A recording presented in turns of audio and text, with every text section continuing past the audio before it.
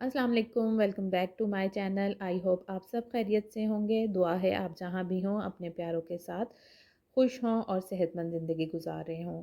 मेरी कोशिश होती है आप सबके साथ ऐसे हैक्स और ऐसी टिप्स शेयर करूं जो कि डेली यूज़ में आप सबकी हेल्प कर सकें और आप सबकी लाइफ को ईजी बना सकें। ऐसी ही कुछ टिप्स एंड ट्रिक्स के साथ आज फिर आपकी खिदमत में हाजिर हुई हूँ। उम्मीद है आपको आज की टिप्स भी पसंद आएंगी। बढ़ते हैं आज की वीडियो की तरफ। तो होम डायरीज़ विद फ़ातिमा की टिप नंबर 1 की तरफ बढ़ते हैं। हम सब के घरों में स्विच बोर्ड्स और इस तरह की सॉकेट्स जो होती हैं डेली यूज़ के साथ बहुत डर्टी हो रही होती हैं। ख़ास तौर पर जो किचन की सॉकेट्स होती हैं वो ज़्यादा यूज़ हो रही होती हैं और उन पर हम चिकनाई वाले हाथ लगा देते हैं। तो आज उसको हम क्लीन करेंगे नेल पॉलिश रिमूवर की मदद से। तकरीबन सभी घरों में ये मौजूद होता है, तो इसके लिए सबसे पहले हमें चाहिए होगी इस तरह की एक आइसक्रीम स्टिक। तो सबसे पहले हमने ये ले लेनी है। इसके बाद हमें चाहिए होगी सेकंड नंबर पे इस तरह से कॉटन। तो आपने कॉटन लेके इस आइसक्रीम स्टिक पर अच्छी तरह से इसको एक साइड पर चढ़ा देना है, इस तरह से रैप कर देना है। सेफ्टी का ज़रूर ख्याल रखना है। आपने रबर की चप्पल ज़रूर पहन लेनी है। अब एक रबर बैंड की मदद से मैंने इसको सिक्योर कर दिया है अच्छी तरह से। तो आइसक्रीम स्टिक लेने का पर्पज़ भी यही है कि हम सेफ्टी को मद्देनज़र रखें। तो थोड़ा-सा मैंने इस पे लगा दिया है नेल पॉलिश रिमूवर। बहुत ज़्यादा नहीं लगाना, बस हल्का-सा जिससे कॉटन गीली हो जाए, इतना हमने इसके ऊपर डालना है। अब हमने आराम से अपनी सॉकेट्स को क्लीन करना है। आइसक्रीम स्टिक को वुड वाली साइड से पकड़ना है और बहुत ही एहतियात से हमने इसको क्लीन करते जाना है। इस बात का ख़्याल रखना है कि हमने सारे बटन जो हैं वो ऑफ़ कर देने हैं।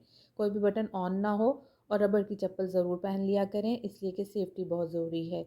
तो आपने देखा कि कितनी ईज़िली हमने सारी सॉकेट ईज़िली साफ़ हो गई और कितनी डर्ट और कितनी मैल थी इसके ऊपर, आप कॉटन पर देख सकते हैं। इसके बाद मैंने एक सादा कॉटन ले ली है। इसको अब आपने वेट नहीं करना, बस इसको नॉर्मल आपने कॉटन लेके और इससे अच्छी तरह से एक दफ़ा फिर से क्लीन कर लेना है। तो आपकी जितनी भी सॉकेट्स हैं और स्विच बोर्ड्स हैं वो चमक जाएंगे। आई होप आज की टिप ये ज़रूर आपको पसंद आई होगी और आप भी इसी तरह से इसको यूज़ में लाएंगे। बढ़ते हैं टिप नंबर 2 की तरफ।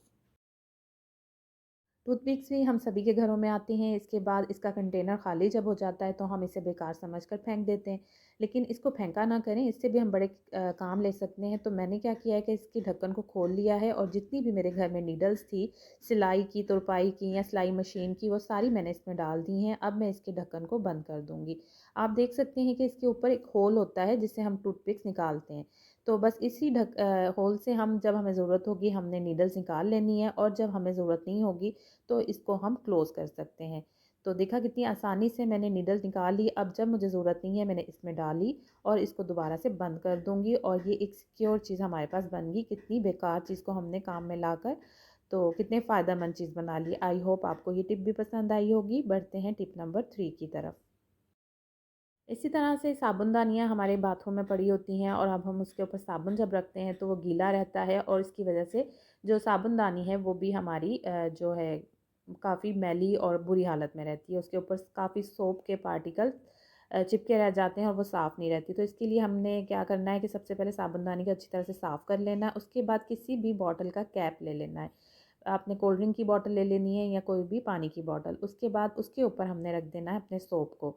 तो सोप जो है इस पे फिक्स कर लेना है। अब जब भी हमें ज़रूरत होगी हम साबुन यूज़ के बाद जब करने के बाद रखेंगे तो ये सेफ़ रहेगा और हमारी साबुनदानी भी साफ़ रहेगी। बढ़ते हैं टिप नंबर 4 की तरफ। तो आज की टिप नंबर 4 बहुत काम आने वाली टिप है और आपको इससे ज़रूर से फ़ायदा होगा। तो इस तरह से जब हमारे घर में सॉक्स आती हैं और यूज़ होने के बाद वो इस बुरी हालत में आ जाती हैं कि अब हमने इनको फेंकना ही फेंकना है। तो इस हालत में जब ये आ जाएँ तो आपने इनको फेंकना नहीं है, बल्कि इससे भी आप बहुत से काम ले सकते हैं। तो इसका स्टफ़ भी आप देख सकते हैं कि बड़ा ज़बरदस्त किस्म का था। तो टॉवल वाले मटीरियल से जिस तरह से ये बनी हुई थी, काफ़ी थिक किस्म की थी, तो हम इसको क्लीनिंग के पर्पज़ के लिए या यूज़ करेंगे। तो मैंने क्या किया है, जो मैं पोंछे के लिए पानी लेती हूँ उसमें डालकर मैंने इसको गीला कर लिया है और अभी अच्छी तरह से मैंने इसको निचोड़ लिया है। अब मैंने ले लेना है एक वाइपर जो कि रेगुलर यूज़ में हमारे घर में होता है। अब इसकी एक साइड पर मैं सॉक्स को अच्छी तरह से चढ़ा दूँगी पूरे का पूरा। आप देख सकते हैं कि पूरी सॉक्स जो है कि मैंने गीली की हुई है वो मैं इसके ऊपर चढ़ा रही हूँ।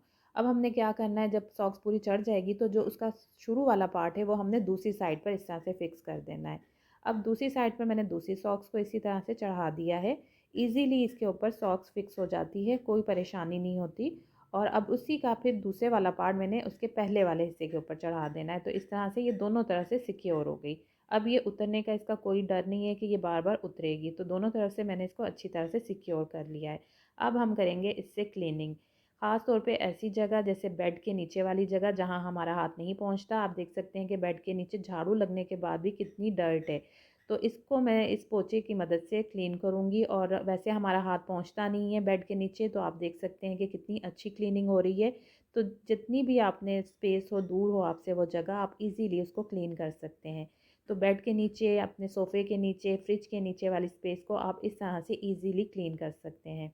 आप देख सकते हैं कि डर्ट कितनी आ गई है इस सॉक्स के ऊपर, और लेकिन इसने क्लीनिंग बहुत अच्छी कर दी है। तो इस तरह से आप भी अपनी ऐसी जगहों को जहाँ पर आपका हाथ नहीं पहुँच सकता है, इस तरीके से क्लीन कर लिया करें।